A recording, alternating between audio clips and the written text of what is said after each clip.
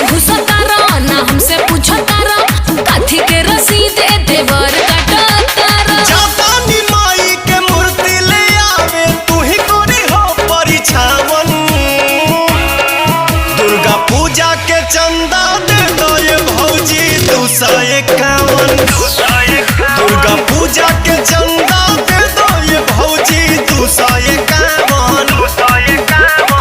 चंदा के नाम पर धांधली कोइले बड़ा जा। भौजी सुनिए ना ये ओरिजिनल पूजा है। हम कैसे माने? अरे तो पंडाल दूरे पर न बनेगा।